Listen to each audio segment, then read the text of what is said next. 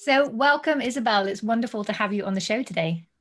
Thank you. Thank you for inviting me. I appreciate it.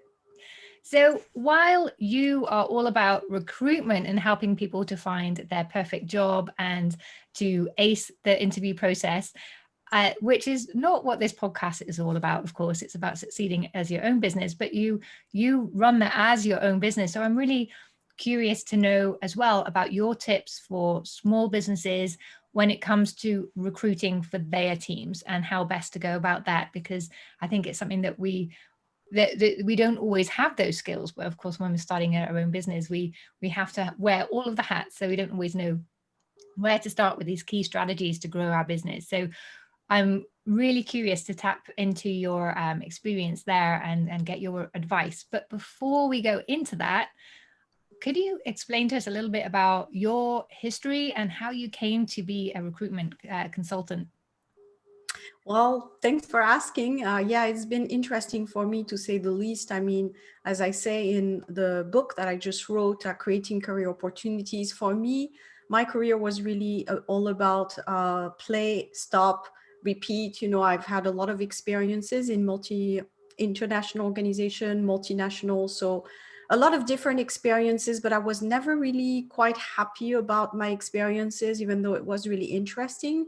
So I was going towards a point when I said, this is it, you know, this is not working for me.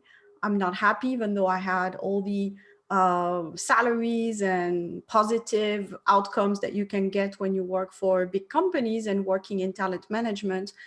But I realized that it wasn't what made me happy. So after a while, I really decided to do the big jump. I think when you get to the point where, you know, you've had it, and sometimes it takes a while for some people, you realize this is not my mission, my life mission. So I went and did a master's degree, and it was very helpful for me to also take the time to reflect and really think about what I wanted to do next. And definitely for me, being a consultant and having my solopreneur consulting agency was really what I was looking for. I think deep down inside, I'm more of a solo person. I like working alone most of the time, even though I enjoy connecting with others. I think as a business, I like working alone. But I think the general thing is that you have to know yourself, because I do talk to individuals who don't know themselves. And that's the danger. If you don't know yourself, you might end up in situations that are not going to be great for you.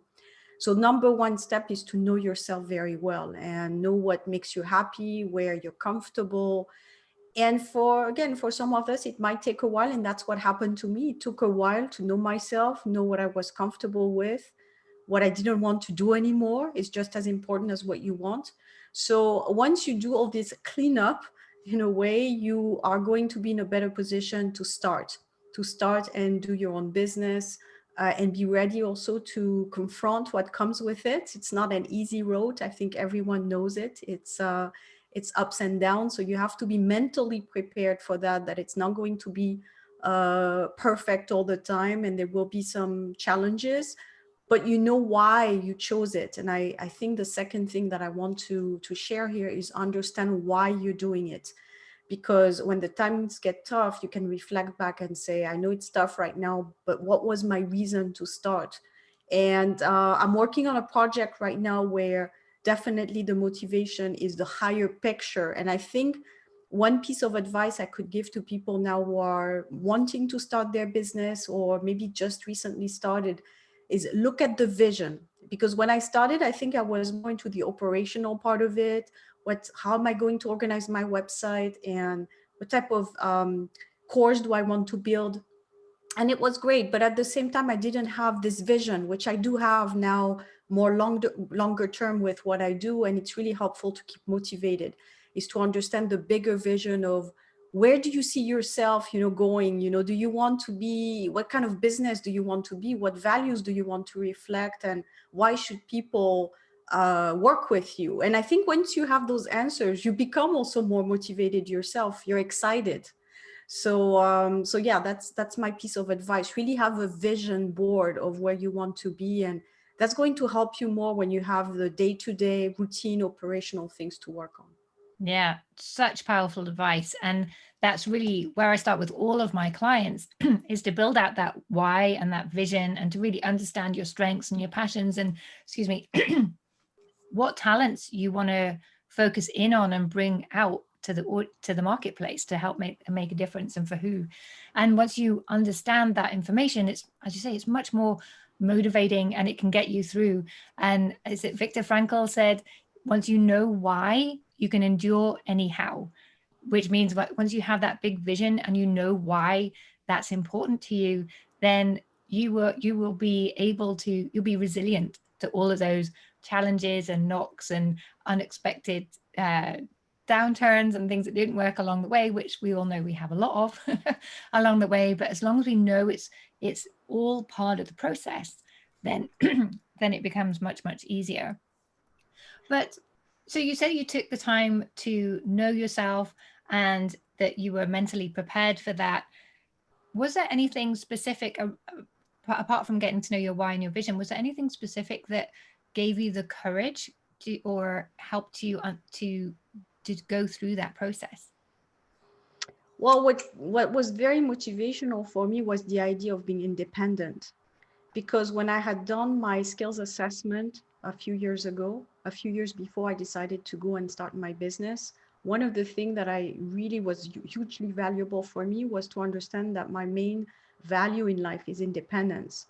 So once I understood that, it helped me also understand why I'm starting my business. Is it was almost it was also part of the vision of, look, you're going to be independent. You don't have to worry anymore about what everyone thinks and, fitting in the team and all these things. So for me, being independent was a huge aspect of starting my business and having that on my list. So when you got started, was it always clear to you exactly what your business was going to be? I'm part of these people. So there's two types of visions there, or two types of families. So I was part of the family that believes you're going to be probably more efficient if you go with what you know already. So I had done, 15 years of human resources and talent management. So my strength was really, my value was in what I had learned and how I could turn that into a business. Whereas you have the second family that thinks, it's okay, you can start a business in anything, even though you don't have the background. And again, probably some people succeed as well there. But for me, it was really about building on my strength and having the credibility, which was a huge impact for me. I mean, when I had worked in human resources, I had built my network. So I already had a network, which is huge when you start a business. Having people that already can work with you, can recommend you. So I didn't start from a complete base zero. And I would also recommend, again, that's my vision. I am just sharing my experience. But I think when you go into a business where you have the credibility, you have the experience, and you have the network, it's going to be much more, it's going to be easier on you because you're not starting from scratch. You have something you can rely on, and then it's easier to build from there. So that's again what I would recommend for people listening to us is, how credible are you going to be in this thing that you're launching? Do you have people already who can vet for you, who can even give you recommendations already because they've known you from your past experience within companies?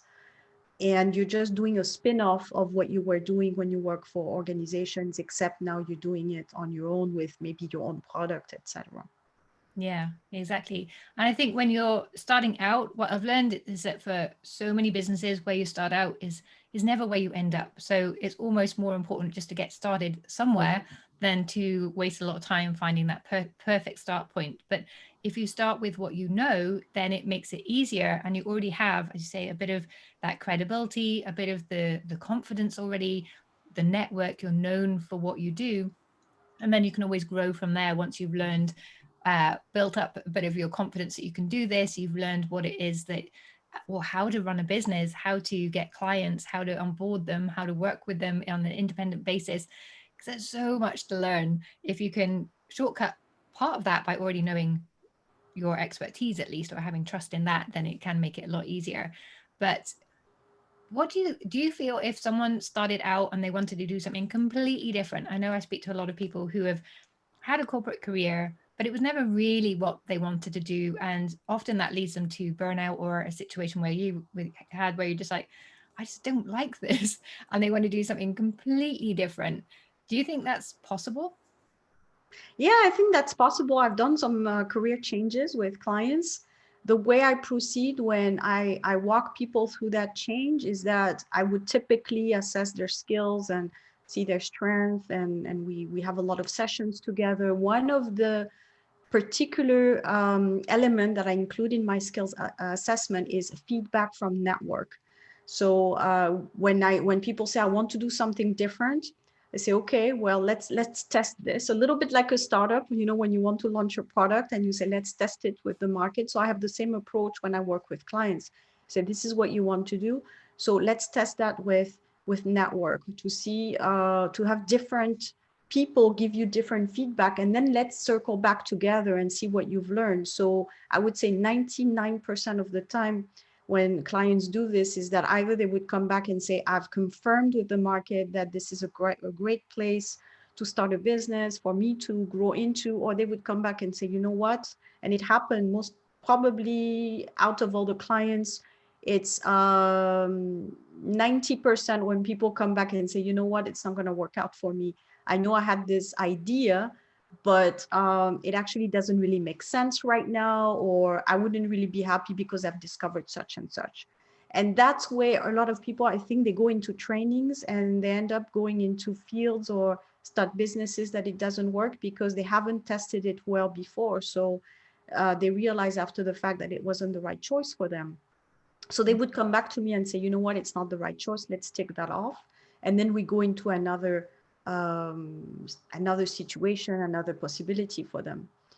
But I also had people who confirmed it with the market and said, and I can think of two examples when they learned, yeah, this is exactly what I want to do, because I've actually, I do job shadowing as well. So I tell people, okay, you want to be a teacher. So, and this is not for starting a business, but you want to be a teacher, for example, you spend a whole day with a teacher somewhere and see what they do to realize whether it's something you want to do or not. So for a business, starting a business, it could be, well, I'm going to put you in touch with someone who does a business in something similar, even if it's not exactly the same thing. Let's, you know, maybe you spend some time with this person, you ask them questions, you understand the ins and outs, you know, also about the salary, because another thing that's a huge change is understanding you're not going to get paid the way you were getting paid when you worked in a corporate situation. And I think there's also a myth about this. You know, people think, wow, you're going to get all this money and immediately. So you have to test a few things before, or that's the way I approach starting a business, is you have to test a little bit more your idea or your vision or your concept before you go full-fledged. And again, it could be also that you start and then you realize, well, it's not for me. And you know, it's learning experiences. There's no wrong path, but I'm just sharing how I do it with clients who want to start businesses before they actually go full-fledged into it and actually launch it and really go for it. Yeah, exactly. And I love that message there, that there is no wrong path. And I think there's, particularly when you come from corporate, there's, you know, there's much more of a sense within a corporate career of if you're getting things right or wrong, because you have your performance assessments and you have to have something to work to, you have to have these benchmarks. But in your own business, there is no right and wrong. It's all information. It's all information that's going to help you understand more what to do or what not to do, and it's all going to take you forward. So, and I think that's one of the biggest shifts that people need to make when they go from a corporate career into a business, is that all of a sudden they do have that freedom, and to just let the fear go, because you don't need to be frightened of it. You just need to learn from it and keep pushing and trying and experimenting. And as I say, where you start up is very rarely where you end up, because you learn so much through the process. And very often you'll start where you feel comfortable with what you know, and then you'll discover that you could do so much more. And once you have that freedom to create this big, exciting vision, as you were mentioning at the beginning, and you really understand why it's important for you to move in that direction and achieve that, then you'll really surprise yourself so often with what you create. Exactly. And just realize that when you see people out there who are successful, you have to look into their background. They've probably had a few experiences before. They've launched a few products before where it didn't work out maybe as well. So you don't necessarily get it right the first time either. I mean, sometimes you have to tweak things a little bit until you find that product market match for your business. Yeah, exactly. It's all a journey. And that's part of the reason why I wanted to start this podcast, was to really draw the curtain back and show people this is how all these successful entrepreneurs have got to where they are, and they didn't always get it right. And they have had to face challenges, and they've done all these things that you don't necessarily see any other way. So yeah, exactly. But so when people do get started, of course, a lot of us start and it's just us, but there comes a point where there's only so far you can take your own business. You have to work with other people, whether that's outsourcing or employing someone part-time or full-time to support you. And I know this is your area of expertise, is how would someone go about finding their first employee? What do they need to consider? Well, the first thing you need to consider, and I've shared this also within my close circle, the first thing you need to consider is look at the tasks that you need to achieve and see how could they be done. So do you need an employee? I mean, I do the same thing for myself when I have some tasks or some things that need to be done. Is what kind of things do you need get done, and how could they get done? Maybe it could be done by another freelancer. It could be done by an intern if it's something that's very short time. So it's really to assess your needs, because I think recruitment, to recruit someone permanently, again, this is my philosophy, and I've worked with hiring managers all my life doing recruitment, but there's not really skills to assess the needs. So people will jump into it saying, I need a permanent employee, and 2 3 months later, well, I don't have enough work anymore, so we need to let the person go. And of course that's not great, to let someone go after 2 or 3 months. So assessment of really your needs is the first thing, and see which things out there, which resources exist. And again, for a lot of things, it could be done by maybe, again, having a freelancer. It's just a task. You give the task and it's done within a certain amount of time. It could be an intern, again, coming in to help for a little bit, maybe from a school, because schools do need also to place interns. So that could be great value for them to find an internship. And you could actually help a school place their interns. But again, that would be for lower level tasks or things that don't require a lot of expertise. So I use personally, I think that there's a lot of platforms out there where you can get a lot of work done by the task. And I find that if you're in a space where you're not sure yet if it's going to be a long-term need, especially right now with the uncertainty that we have, extending a full-time permanent job to someone would mean that you have a little bit of vision. And for a lot of businesses now, it's just not the case. So I think that working with freelancers based on a project delivery with timelines, etc., is a low risk of recruitment, because if the person does a great job, maybe you renew them and give them more work. Maybe at some point you hire them. Why not? That could be a potential option, but you're not taking a lot of risk. I mean, if the person is not doing a good job, they haven't delivered on their promises, you can just end the contract very easily. So that's, for me, the no pain on either side and the easiest way. I would even say probably, even if you have a long-term vision, it's a good way to test somebody, to offer them first a short-term type of contract to see how they deliver before you extend a permanent contract. So that's really assessment of needs and looking at what's out there in the market to get that need met. Now, when you're going to go and decide to hire someone, you're out to hire really full-time and have someone on your payroll, you should definitely invest in this process. And it's the most important process. Again, this person is going to have access to all your secrets, so to say. I mean, they're going to be part of your organization. So you want to have trust. And an employee, even if it's someone that's, maybe just an assistant or something like that, they could do a lot of damage. And I've seen that around. But even sometimes as having a co-founder, it could do a lot of damage if you don't have the proper person. So when you're going to move up a notch, from just having someone deliver tasks where there's low key, low stake type of thing, and you're going to decide to have someone actually join you in a partnership or as a full-time permanent employee. You want to put everything in place to assess the person to the fullest potential, meaning you want to have multiple raters. You don't want to just have an interview and say, okay, you know, the person looked great, I like what they heard, boom, they're hired. That would be the worst thing that you can do. You want to use different methods to assess the person, maybe bring in a consultant from outside who's a specialist in recruitment so that they can see things maybe that you miss because you're the technical expert, but you're not a professional recruiter. And a lot of things come up during the interview sometimes, but if you're not a professional, you may not see those things. So the best way to avoid making mistakes is to have other people's perspective and to use different ways of assessing the person. So it could be an interview, it could be a test that you're giving to somebody to see how they are going to do the tasks. It could be a longer term assessment where you have maybe, and that's what bigger companies do when they actually assess people and they give them a bunch of activities to fulfill. But if you're in a smaller organization, I would say at least give them a couple of exercises or maybe have them do a PowerPoint presentation if it's for a management role. You want to see how they will act in reality, not just the words that they say during an interview. And the biggest mistakes I've seen in recruitment is definitely in management, because people get swept off their feet by someone who presented well, had the right wording during the interview, and then when they were hired, they're disappointed. And that could be a huge problem if you're a small company, because hiring someone is expensive, but firing someone is also expensive because you have to replace them.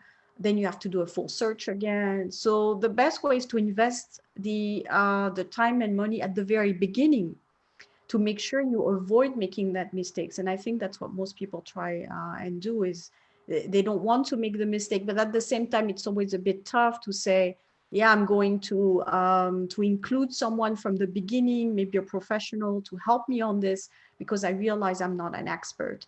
And it could cost me more money to try not to invest at the beginning if I have the wrong person on board than it would be if I had made the right decisions. And again, but it's something that you can probably do from the beginning when you talk to somebody is present, your needs. So someone like me, let's say, who's completely neutral, these are my needs. And maybe this person could say, you don't need to recruit someone at the moment. Maybe you could get that task done internally.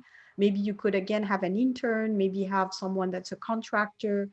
And that actually resolves the issue by itself. And you don't even need to go full-fledged permanent staff that you need to let go 2 months later and have all the costs involved. So maybe it's also the right consulting from the beginning. Yeah, and I think that's just so much amazing advice there. Thank you so much. And I think people often underestimate the impact of hiring the wrong person for a small business, because it may be just you and you've hired one other person, but if that person isn't perfect, then you'll spend more time trying to cover for them, you'll spend more time trying to train them or fill the gaps, or more time trying to avoid putting off that inevitable firing process, and then your confidence is knocked as well. And I think I've seen it, a lot of people, they interview and they just like the person. Oh, they're really nice, I'll recruit them, but they don't necessarily have that perspective. So if I've understood what you said correctly, it's better to, if that's the way you want to go, make sure you have someone objective in there. Husbands can be great because they always see things a bit differently, a bit more challenging, where perhaps you would not want to go to have that different perspective. I know even when I was hiring a nanny, there was one lady that came in, and she was so lovely, and she cuddled my daughter, and she was great. But my husband was with me. Obviously, it was a joint process, and he was looking at her CV, and he's like, "But you've never had a role for more than 2 weeks." And she'd been a nanny for 3 years, but never ever worked for someone for more than 2 weeks. So we're like, okay, that's a big red flag. And when we questioned her, we discovered that she wasn't quite as well. She was obviously a lovely person, but there was some some things that we just wouldn't want to trust. We couldn't have built that trust quick enough. But if I hadn't had that perspective, I think I would have just gone, oh yeah, she's so lovely, she smiles at my baby. I would have gone for it. Exactly. Involve other people, even if it's not a professional per se, but again, someone from your circle of network, maybe someone who's a business partner, or someone from your network who can come and be there with you during the interview and give you their opinion.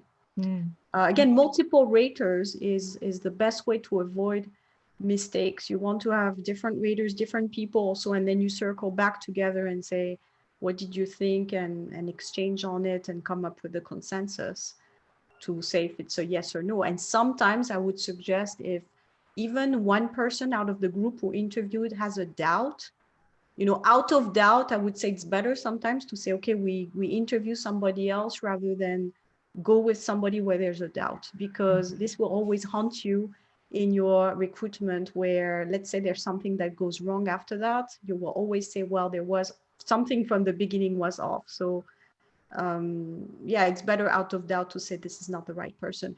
You should feel, when you recruit someone, you should feel and have the data also. So it's both how you feel and what the rating is showing to you. You should be like, yes, this is a big yes, not a maybe. Because if you go with a maybe or there's doubt, probably you're never going to be completely happy with your recruitment. And again, it can be costly. Yeah. It costs your clients. It can cost. I've had horrible stories.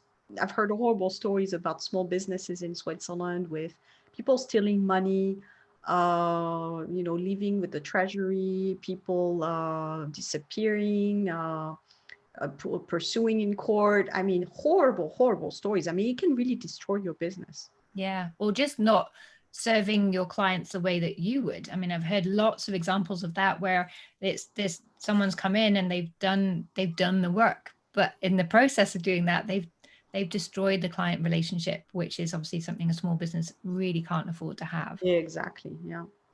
So I liked your idea of creating some tests so you can really see how people approach a task in particular. What about things like psychometric testing and things like that? Is that something that's a step too far for a small business, or do you think that would be a really useful part of the process? That's a good question. I'm really more on the side where this could be interesting to do. So if you have a test that you want to run, it gives you an impression. But I find that tests can also change. I mean, we've all had experiences where we take the test online and then we take it again 2 weeks or 1 month later and we have a different perspective. So I find that it's not entirely reliable. So it gives you an idea, but it's not firm in terms of, oh yeah, the test is 100% right.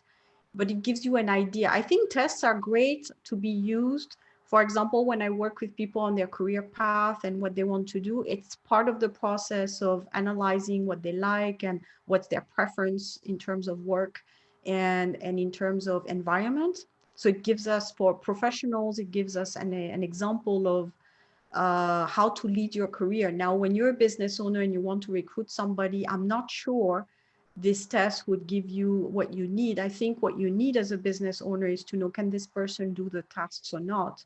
So the best way would be to build, and that's what we did when I was working in recruitment. We built a test around, with managers, with hiring managers, around an important aspect of the job to see how the person delivers. So for example, if you're recruiting an admin assistant, which could be the case as a small business, you want to put together an example of a situation where the person would need to deliver results, and you want to see how they're going to go about it. So for example, you would build a test saying, okay, we are in the middle of the week. You have clients that are contacting you from everywhere on email, telephone. How would you go about dealing with priorities? How would you place the first priority, second, third priority, to see a little bit how people think? Because you want to make sure that they know how to do the job. That's your main concern as a small business owner. So you can build a test like this either yourself, if you're a one-person shop, or if you're a medium-sized business, you do it with the hiring manager of that team. So you put something very simple together where you give the person, maybe 45 minutes to complete it. And it could be done also from a distance.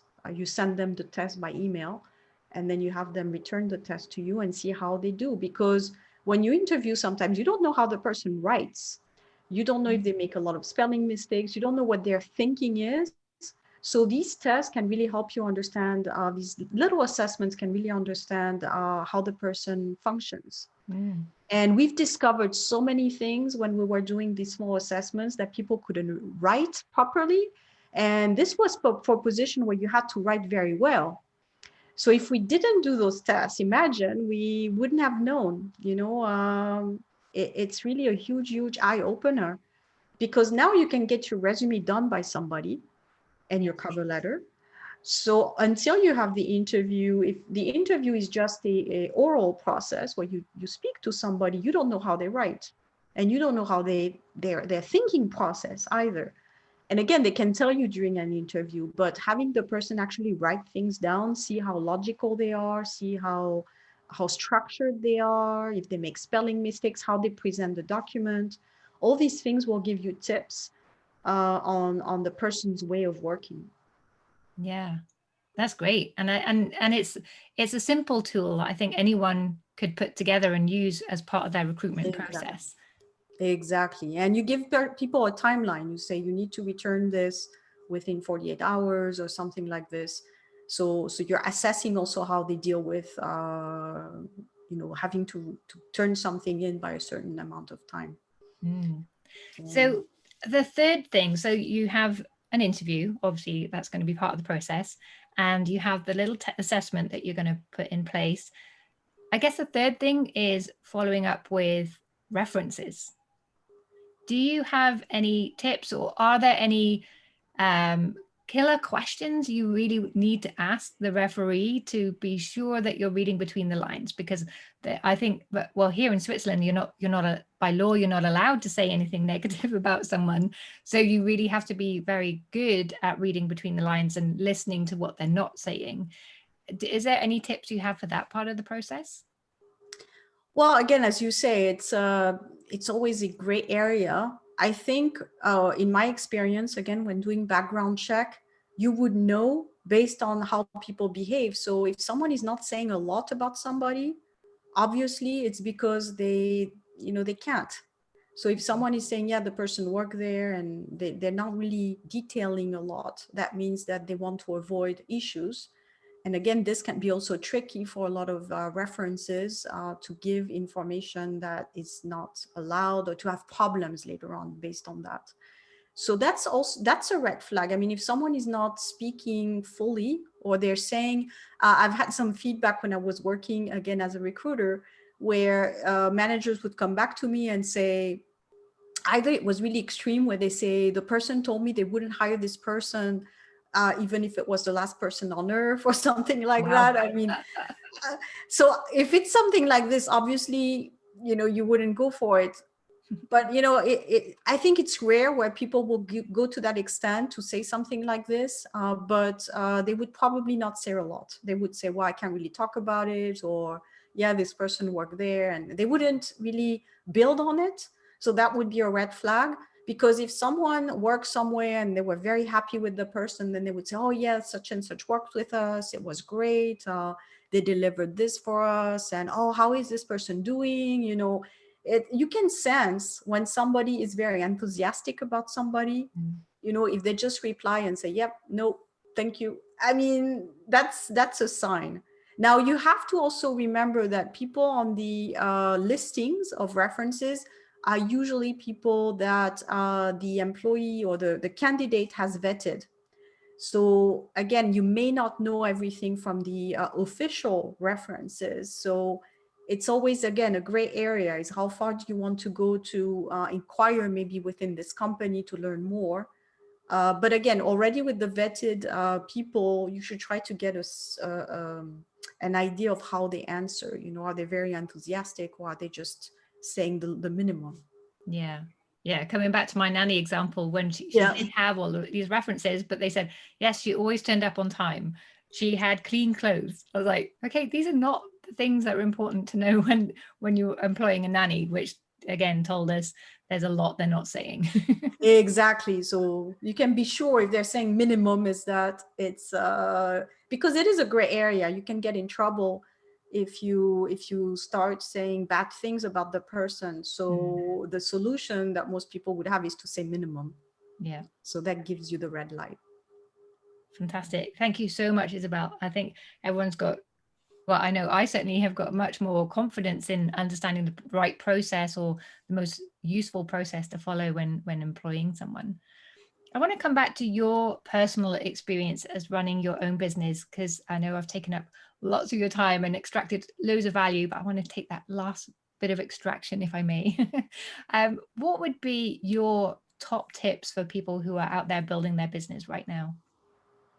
Well, the top tip would be to step back. So take a higher perspective, because now is a very confusing time that we're going through. So I always tell people, don't confuse speed and precipitation. So taking a step back to assess what's going on, which markets are actually doing okay, which ones are not, because depending on which product or service you're going to want to launch, you're really, it's a market fit. So if you're passionate about a product but there's absolutely no need for it at the moment, unfortunately it may not be a good idea. So taking a little bit of perspective can really help and understand, because there's, for example, I have ideas of things that I was interested in launching as side businesses this year, and it's definitely not going to work based on the conditions of the market. So it's a little bit sad because it could be something we're really passionate about, but it's just that there's no market for it. So you have to be honest about that. Number two is, I think about practical things like the low-hanging fruit. I call it the low-hanging fruit when I talk to individuals. So low-hanging fruit is, okay, what do I know how to do quickly, and I can immediately find that product market fit. So for example, I have huge experience in something in particular. I understand the market very well. And I know right now there may be a need for that. So let me put together a small package quickly that I can present to the world.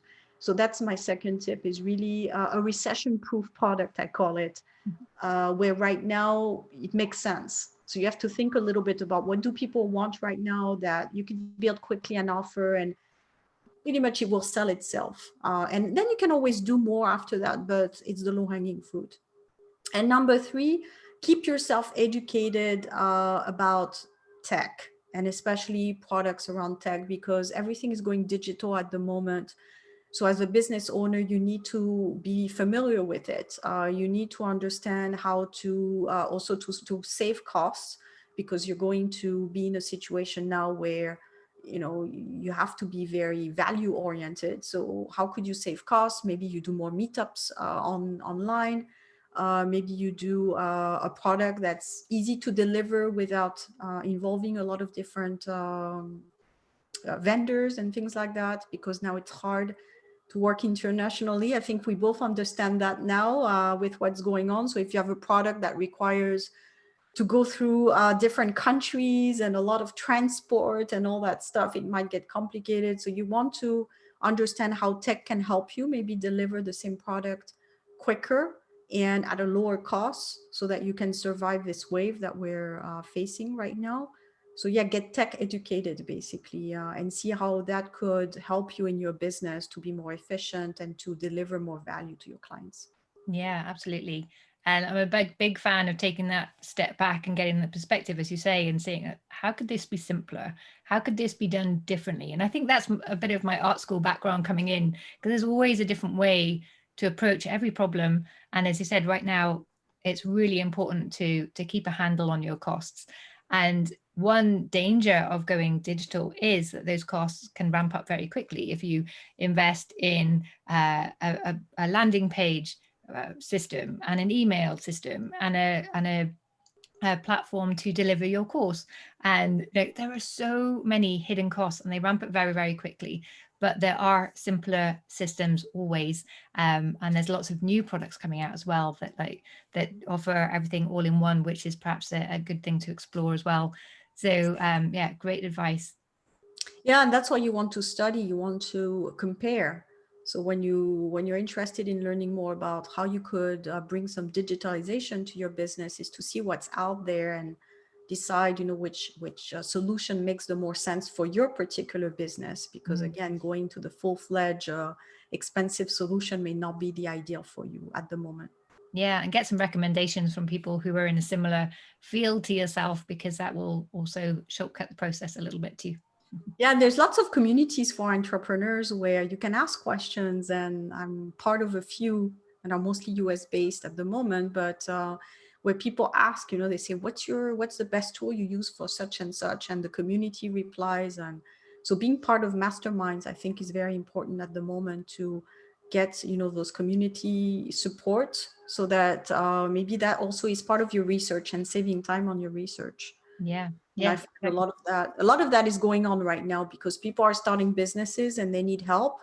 So communities are a good place where you can get a lot of support, and it's a first step. It's a first step to try to find reasonable solutions for you. And then another step is to consult with somebody who's a business coach. And so there's all these things already around you to help. Yeah, brilliant. Thank you so much, Isabelle. As I said, you've just shared so much great insights and advice that's going to help lots of us move forward. For anyone, I'm going to put all your contact details in the show notes underneath, but for anyone who's listening on the go, how can they find you? Well, Isabelle Litzler, isabellelitzler.com. That's my website. So, and I'm on every social media. As I say, I'm everywhere, but it's true. I'm, Facebook, LinkedIn, Instagram, whichever platform you use, Isabelle Litzler, I'm there. And you can find my free material to download, and definitely talk to me there. Great. Thank you so much again, Isabelle. You're welcome. Bye.